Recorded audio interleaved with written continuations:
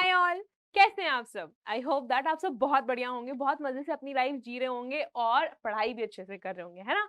तो जैसे कि हम हमेशा से साथ में पढ़ते आए हैं, लिखते आए हैं और मस्ती करते आए हैं, आज भी हम वही चीज करने वाले हैं और साथ ही आज हम एक न्यू चैप्टर स्टार्ट करने वाले हैं, राइट? तो इन्हीं सब चीजों के लिए मैं आपका स्वागत करती हूँ फिर से आपके अपने चैनल स्कॉर प्लस फाउंडेशन पे, जहाँ पे हम मिलके पढ़ने और पढ़ाने की जो प्रोसीजर है उसको आगे बढ़ा रहे हैं।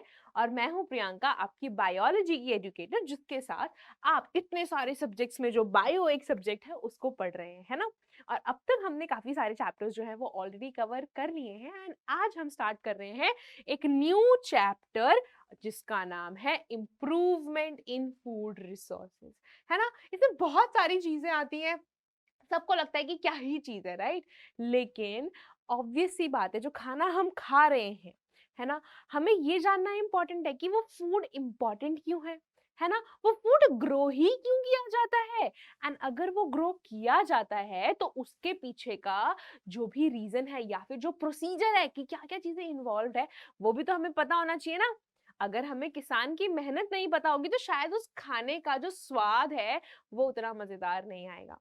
क्या बात कर रहे हो मैम, है ना? खाना तो बहुत बढ़िया बनता है भाई, घर पे मजा ही आ जाता है, हम सबकी अपनी अपनी फेवरेट डिशेस हैं। आई नो बेटा जी, लेकिन बहुत बार ये होता है ना कि हम भूल जाते हैं कि ये खाना जहाँ से आया है उसमें कितनी मेहनत लगी है।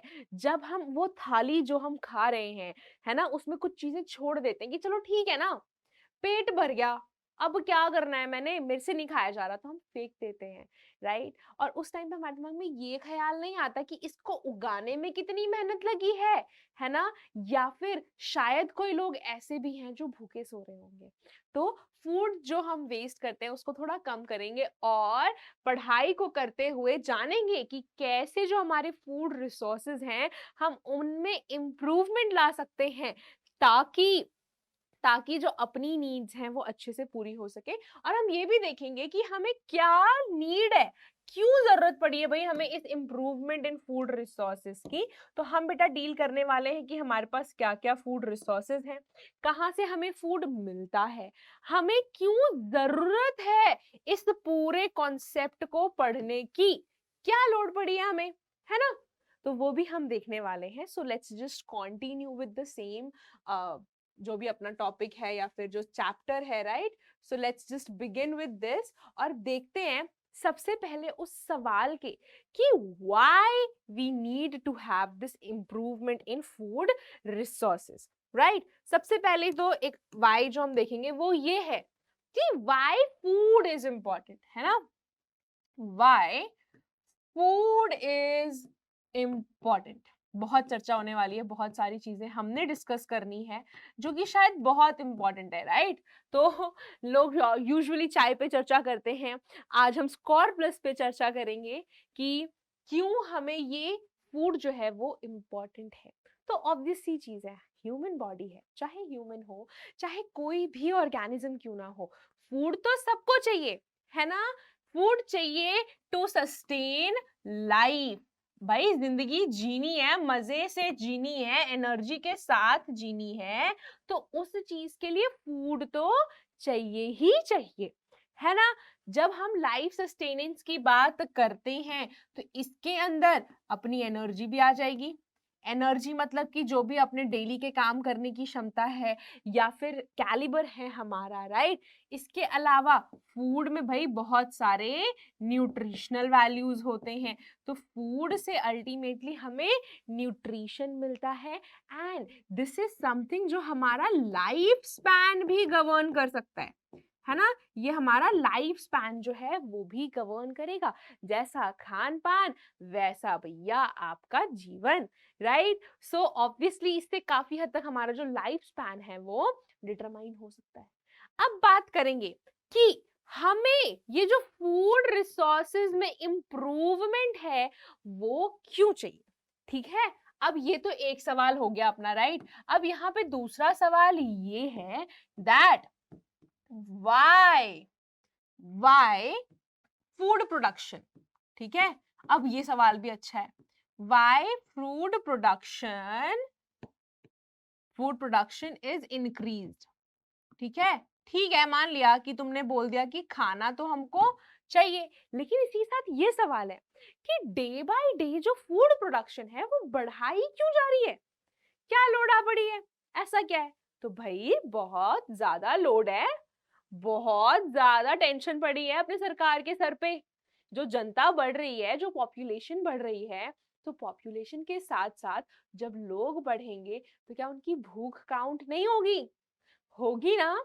हम सबको खाना चाहिए, तो जब हम सबको खाना चाहिए तो जितना हमारे पास ऑलरेडी अवेलेबल है उतने में से तो हम एक बहुत बड़ी पॉपुलेशन को सर्व नहीं कर सकते, है ना। तो अगर पॉपुलेशन का चार्ट बढ़ेगा, मतलब कि आप मान लो आपने यहाँ पे एक ग्राफ बनाया जिसमें कि हमने भाई थोड़ा सा इस ग्राफ को ना शिफ्ट करते हैं क्योंकि जगह नहीं है यहाँ लिखने के लिए।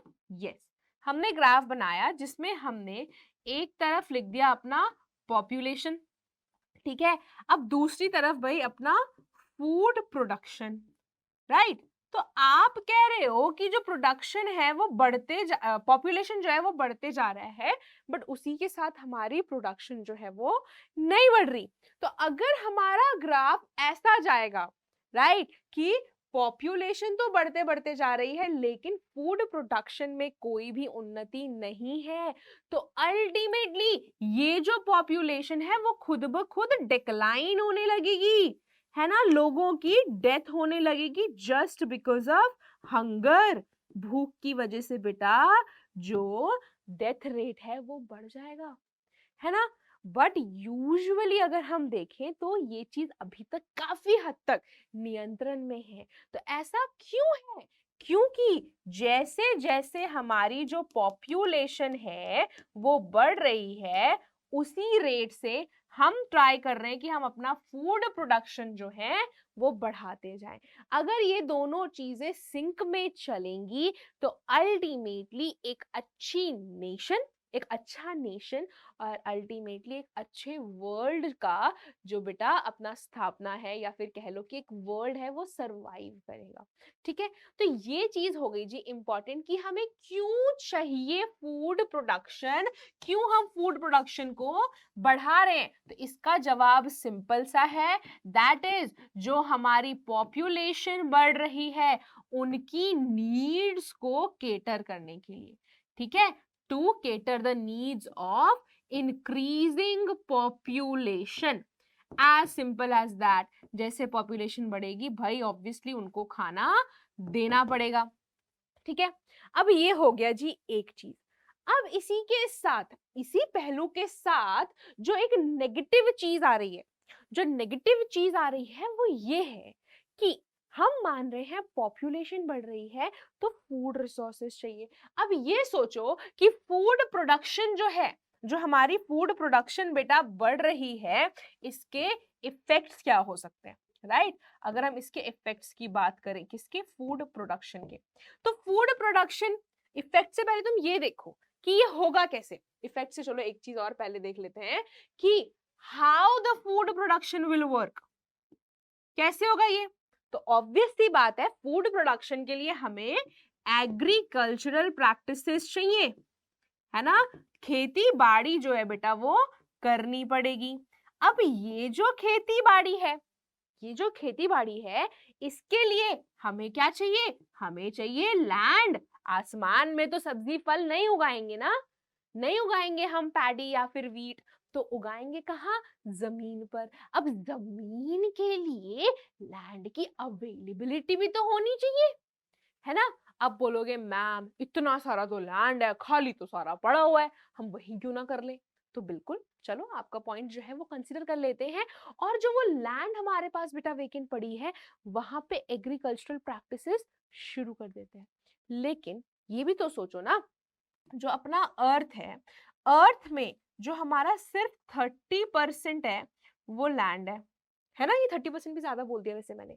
इस 30% में भी जो हमारे पास लैंड है उसमें फॉरेस्ट है हमारे पास, राइट। तो ये मान लेते हैं कि हमें भाई पॉपुलेशन बढ़ रही है तो एग्रीकल्चर प्रैक्टिसेस करने हैं, हम ज्यादा खेत लगाएंगे ताकि ज्यादा फूड उगे। लेकिन इसी 30% में आपको खेत भी लगाने हैं और आपको लोगों को भी तो बसाना है। you need to place people as well. So ये जो land है, यहाँ पे आपने ये दो चीजें कर दी, ठीक है? बोलोगे मैम सही है ना, लोग भी रह रहे हैं, खाना भी मिल रहा है, लेकिन आपको ये भी तो पता है ना कि इसी लैंड पे ट्रीज आर इक्वली इम्पोर्टेंट। जितने कम ट्रीज होंगे, है ना, अगर फॉरेस्ट कम होंगे या लैंड एरिया कम होगा, तो अल्टीमेटली उससे इम्पैक्ट हमें ही पड़ने वाला है ना, किसी और को फर्क नहीं पड़ने वाला। इम्पैक्ट जो होगा वो ह्यूमन पॉपुलेशन पर ही होगा। तो अल्टीमेटली अगर हमने जो भी लैंड अवेलेबल है उसे यूज कर लिया एग्रीकल्चरल प्रैक्टिसेस के लिए, तो बेटा नुकसान तो फिर इंसान का ही है ना? इससे क्या होगा? इससे होगा डिग्रेडेशन ऑफ नेचुरल रिसोर्सेज, ठीक है, डिग्रेडेशन ऑफ नेचुरल रिसोर्सेज, ठीक है। अब बोलोगे मैम सिर्फ लैंड यूज करने से कैसे हमने नेचुरल रिसोर्सेज को डिग्रेड किया? तो नेचुरल रिसोर्सेज में एक लैंड था, वो तो आपने काफी हद तक इसके लिए यूज किया, तो वो हो गया। अब देखो, अगर पिछली चीजें याद हो जो हमने आज से पहले पिछले कुछ सालों में पढ़ी है, कि जब हम एग्रीकल्चरल प्रैक्टिसेस की बात करते हैं तो एक लैंड पे हम हमेशा चीजें नहीं उगा सकते, राइट? एक ही लैंड पे अगर हमने बार बार एग्रीकल्चरल प्रैक्टिसेस किए, बार बार क्रॉप्स उगाए, तो वो लैंड अपनी फर्टिलिटी खो देगा, है ना? ये बात भी बहुत बढ़िया बोली मैम आपने। तो जब लैंड ने फर्टिलिटी खो दी, मतलब कि वो लैंड तो अब बैरन लैंड है ना? वहां तो अब खेती नहीं हो सकती, तो वो लैंड हो गया जी बर्बाद, है ना? अब क्या करेंगे? हम किसी और जगह खेती शुरू करेंगे। So this is how we are moving from one land to another, leading to the degradation of natural resources such as land. अब एग्रीकल्चरल प्रैक्टिसेस में हमें बाकी चीजें भी तो चाहिए, फर्टिलाइजर्स यूज करेंगे, मैन्योर यूज करेंगे, और जब वो फर्टिलाइजर बह के पानी में जाएगा तो वो जो केमिकल बेस्ड फर्टिलाइजर है वो पानी को भी तो डिग्रेड करेगा, राइट? तो ये सारी चीजें बेटा लिंक्ड है, और ऑब्वियसली इंक्रीजिंग पॉपुलेशन अपने आप में ही एक बहुत बड़ा हमारे लिए इम्पैक्टफुल चीज साबित हो सकता है, ठीक है?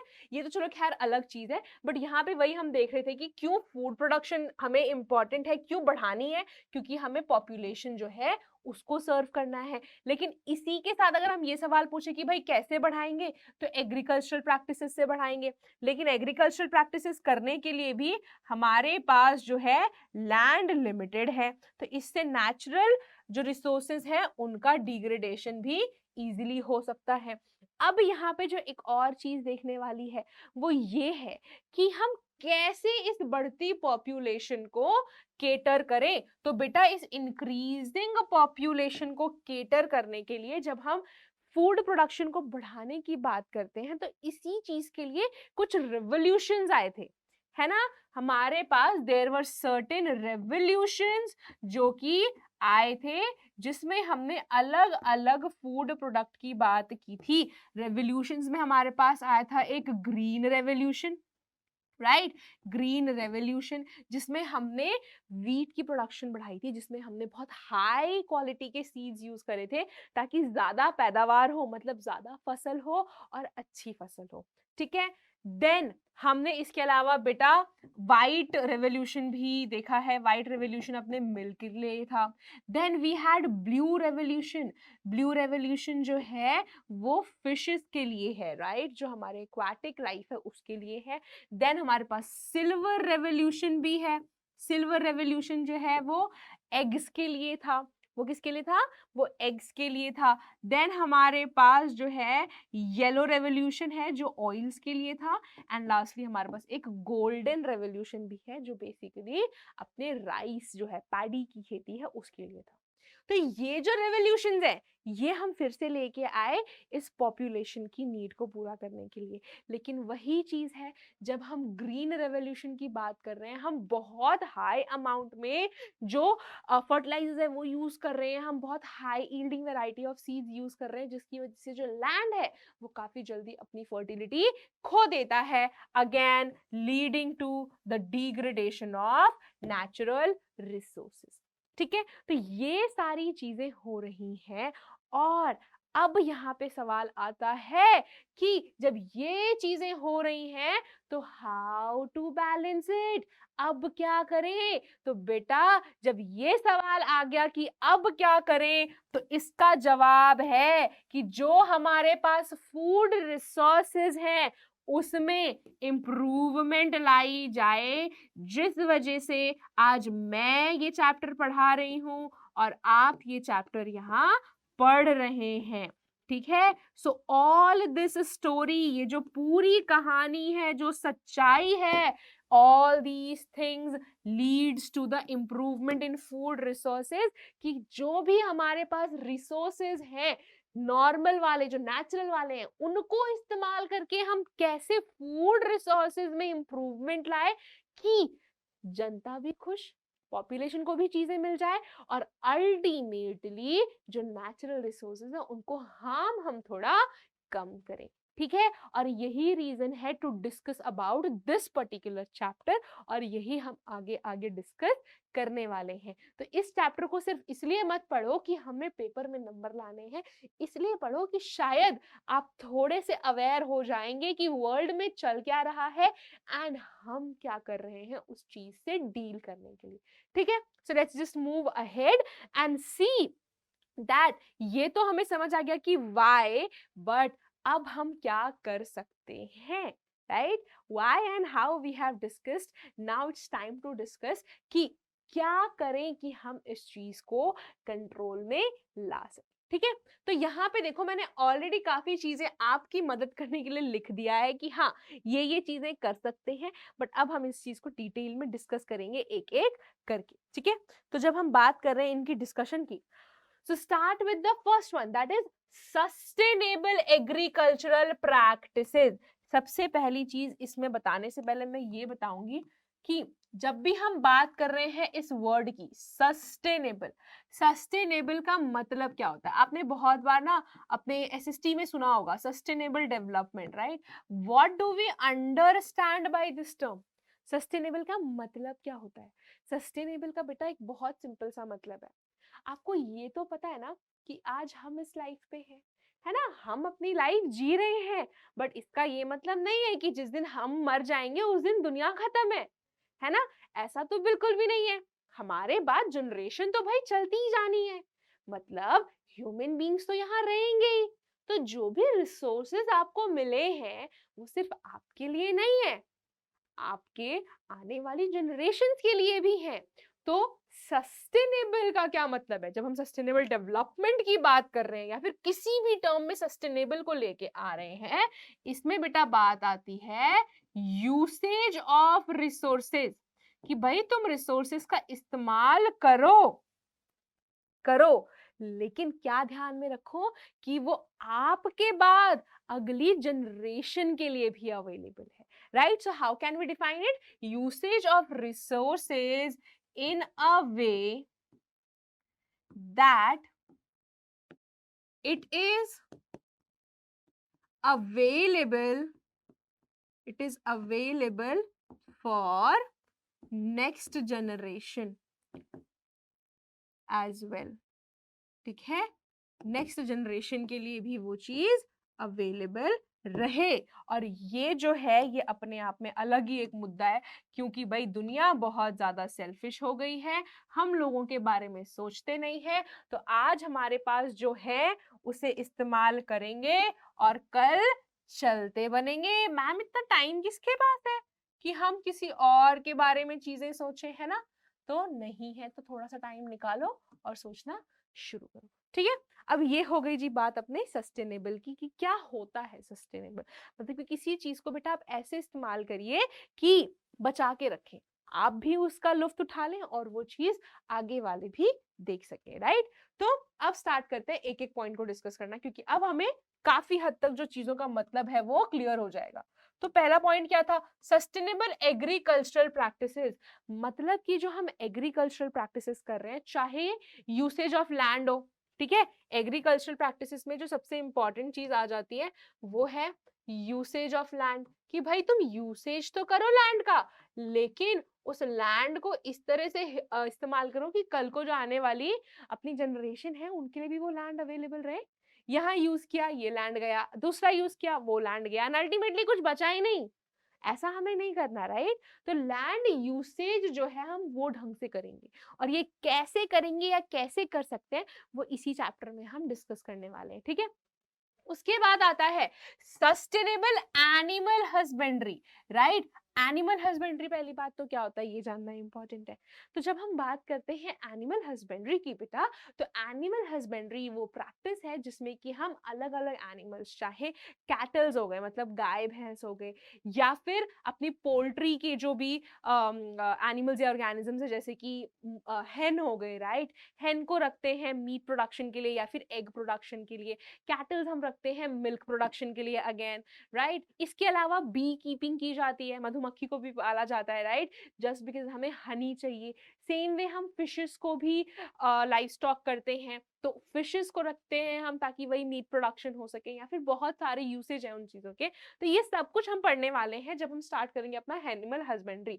तो एनिमल हस्बेंड्री भी हम इस तरीके से करें कि वो सस्टेनेबल हो, राइट? और ये सब कैसे कैसे होगा, ये सब हम सब कुछ देखने वाले हैं। तो वरी नॉट, आई नो आपके दिमाग में ये सवाल पक्का आ रहा होगा कि कैसे करेंगे, है ना? तो ये चीज हम धीरे धीरे सब कुछ सीखने वाले हैं। एंड लास्ट में भाई जब ये चीजें कर रहे हैं तो ऑब्वियसली तुमने एग्रीकल्चरल प्रैक्टिसेस अच्छे से करी और तुम मार्केट में जाके वही चावल 200 रुपए या 400 रुपए किलो बेचोगे, तो ऑब्वियसली वो चीज हर कोई अफोर्ड नहीं कर सकता, है ना? और ऊपर से बनने के बाद तो तुमने बेचा, लेकिन जिसको उगाना है, अगर फार्मर्स को ही हम जो भी रॉ मटेरियल्स हैं वो महंगा देंगे, तो will they be able to produce it? क्या वो ये चीजें उगा पाएंगे? नहीं। बहुत सिंपल सा आंसर है। तो क्या किया जाए, जो चीजें हैं उसको अफोर्डेबल किया जाए, राइट? वो लोगों की परचेजिंग पावर में आनी चाहिए, लोग उसे इजीली खरीद पाए, ये भी हमें मेक श्योर करना है, ठीक है? अब उसके बाद क्या किया जाए, जब हम फार्मिंग की बात कर रहे हैं, अपने इस एग्रीकल्चरल की प्रैक्टिसेस की बात कर रहे हैं, तो इसी से लिंक्ड अपना ये वाला बेटा पॉइंट आ जाता है कि हम साइंस की मदद ले सकते हैं ना। साइंस के पास तो हर चीज का जुगाड़ है, राइट? अगर मैं कह रही हूँ कि ये लैंड खराब हो रहा है, तो भाई इस लैंड को बचाने का कोई तो तरीका होगा, है ना? वो साइंस से पूछेंगे, वही हम पढ़ रहे हैं अभी यहाँ पे, राइट? तो साइंटिफिक मैनेजमेंट प्रैक्टिसेस हम देखेंगे, जैसे कि हम मिक्स फार्मिंग कर सकते हैं, इंटरक्रॉपिंग कर सकते हैं, इंटीग्रेटेड फार्मिंग कर सकते हैं। जो फार्मर्स हैं वो क्रॉप रोटेशन का जो प्रोसेस है वो यूज कर सकते हैं, और इन सब से जो वो अपनी लैंड की फर्टिलिटी है, लैंड की फर्टिलिटी हो गई, या फिर अपना जो प्रोड्यूस है, मतलब कि जो भी उनका फसल बेटा उगने वाला है, उन दोनों चीजों को इंक्रीज कर सकते हैं, उनको बढ़ा सकते हैं, राइट? और ये सब कैसे होगा, ये एक एक करके हम सब कुछ डिस्कस करने वाले हैं, राइट? उससे पहले थोड़ा और आगे चलते हैं और देखते हैं कि जो ये ईल्ड्स है वो कैसे बढ़ाएं, और लाइफ स्टॉक जो है उनको कैसे बढ़ाएं। ऑब्वियस सी बात है ना? तो हमने बेसिकली डिस्कस दो चीजों के बारे में करनी है। हमने प्लांट्स की तो बात करनी है, मतलब कि हमें क्रॉप्स की बात करनी है जो हम अपने एग्रीकल्चरल प्रैक्टिसेस के थ्रू उगा रहे हैं। और क्रॉप्स में हमारे पास जरूरी नहीं है कि सिर्फ और सिर्फ चावल और गेहूं की खेती हो रही है, इसमें बेटा अपने वेजिटेबल्स भी आ जाएंगे, इसमें अपने जो दाल वगैरह हैं वो भी आ जाएंगी, इसमें फ्रूट्स भी आ जाएंगे, और सब कुछ हम देखने वाले हैं। और साथ ही जब हम बात कर रहे हैं, पहले चलो एक एक करके डिस्कस कर ही लेते हैं। क्रॉप्स में यहाँ पे अपने पास कौन कौन से क्रॉप्स आ जाएंगे, यहाँ पे अपने पास फ्रूट्स आ जाएंगे, ठीक है? यहाँ पे अपने पास वेजिटेबल्स आ जाएंगे, इसके अलावा यहाँ पे पल्सेस आएंगे, यहाँ पे ग्रेन्स भी आएंगे, इसमें फिर अपने पास सीरियल्स जो हैं वो भी आएंगे। तो इन सब चीजों को हम कैसे इंक्रीज करेंगे? ऑब्वियसली हमारे पास अलग अलग better method of agricultural practices हैं, उन्हें फॉलो करके, है ना? इसमें हम ये जान सकते हैं कि इनको क्या नीड्स है, इन प्लांट्स की नीड्स क्या क्या है, ठीक है? इसके अलावा हमारे पास क्या चीज अवेलेबल है, राइट? इनकी अवेलेबिलिटी हमारे पास क्या है और इनकी खुद की अवेलेबिलिटी क्या है, इनको कितना टाइम ड्यूरेशन चाहिए उगने के लिए, एंड अल्टीमेटली भाई ये किस सीजन में उगने वाले हैं।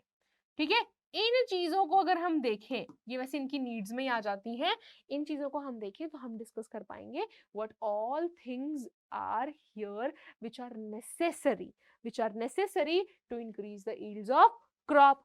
अब अगर हम आ जाएं अपने भाई लाइव स्टॉक पे, बहुत इंपॉर्टेंट चीज, लाइव स्टॉक में अपने पास कैटल आ जाते हैं।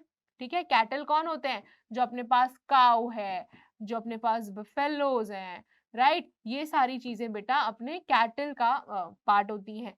देन हमारे पास बी कीपिंग है, मतलब कि हम मधुमक्खियों को रखते हैं, इसमें हम हनी के लिए ये चीज करते हैं। देन हमारे पास बेटा फिशरीज होती हैं जहाँ पे हम मछलियों को रखते हैं, एंड ऑब्वियसली हमारे पास पोल्ट्री जो है वो भी आ जाती है, जिसमें हम हेन जो है हेन को रखते हैं। चलो यहाँ मैं लिख ही देती हूँ कि पोल्ट्री से लोग थोड़ा बहुत कंफ्यूज हो सकते हैं, राइट। हेन हो गई या फिर वो जो भी बर्ड्स हैं जो एग ले करती हैं, जो ह्यूमंस यूजुअली कंज्यूम करते हैं। तो ये सारी चीजें हमने देखनी है। अगेन इस चीज के लिए भी सेम ही होगा कि भाई इनकी नीड्स क्या क्या है, इनकी अवेलेबिलिटी क्या क्या है, and how can we manage to keep them. ठीक है, तो ये चीज हमने यहाँ देखनी है। और अगर हम बात करते हैं क्रॉप्स की स्पेसिफिकली, तो क्रॉप्स में हमारे पास बेटा तीन मेन चीजें जिसपे हम फोकस कर सकते हैं, and ultimately we can increase the crop production with insuring, जिससे we can increase the crop production along with, ये इंश्योर करते हुए कि हाँ जी हम थोड़ा सा अपने मदर अर्थ को कम परेशान कर रहे हैं। तो क्या कर सकते हैं हम जान सकते हैं अलग अलग क्रॉप्स के बारे में कि हमारे पास क्या क्या क्रॉप्स हैं, कैसे अवेलेबिलिटी है उनकी, राइट। अपार्ट फ्रॉम दैट किस सीजन में भाई वो क्रॉप्स जो हैं वो उगते हैं, है ना। अब ऑब्वियसली अगर आप चाहोगे कि मुझे आम जो है वो दिसंबर में मिल जाए तो वो यूजुअली नहीं मिलेंगे, है ना। आजकल तो चलो सब कुछ अवेलेबल हो गया है मार्केट में, लेकिन जो अच्छे वाले आम होते हैं, पेड़ पे लगे हुए आम है, वो यूजुअली आपको नहीं दिखेंगे, है ना, क्योंकि चीजें सीजनल होती हैं, राइट। तो क्रॉप के सीजन्स के बारे में हम जानेंगे, एंड अल्टीमेटली क्या क्या इन यील्ड्स में इंप्रूवमेंट की जा सकती है वो भी जानेंगे जब हम क्रॉप्स की बात करेंगे। इसके अलावा अगर हम बोलें कि इनमें जो है इंप्रूवमेंट इन यील्ड्स में हम क्या क्या कर सकते हैं, तो इसमें हम देखेंगे कि हम कैसे क्रॉप की वैरायटी को इंप्रूव कर दें। मतलब अगर मेरे पास चावल के कण हैं तो उस कण में क्या क्या इंप्रूवमेंट हो सकती है, उस वैरायटी में क्या इंप्रूवमेंट हो सकती है, हम वो देखने वाले हैं। देन प्रोडक्शन मैनेजमेंट, कि हाँ मैं किस किस तरीके से इसकी प्रोडक्शन को मैनेज कर सकता हूँ कि मुझे अच्छी पैदावार मिले, अच्छी फसल मिले जो डिजीज फ्री हो, राइट। पहली चीज तो डिजीज फ्री होनी चाहिए, बहुत अच्छी फसल हो जिसमें मुझे ज्यादा यील्ड मिले।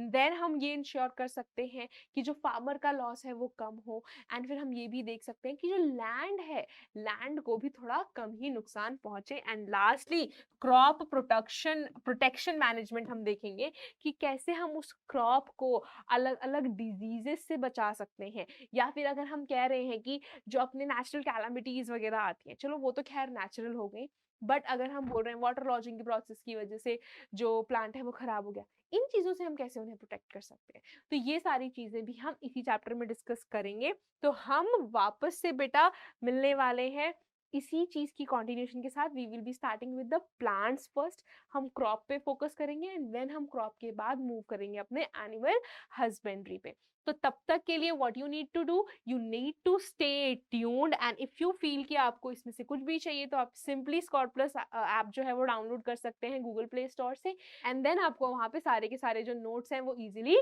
मिल जाएंगे। ठीक है, so stay tuned with us, क्योंकि बहुत सारी चीजें अभी भी डिस्कस करना बाकी है। तब तक के लिए आप सब अपना ख्याल रख सकते हैं। We will meet again, till then stay happy, healthy and safe. Bye bye.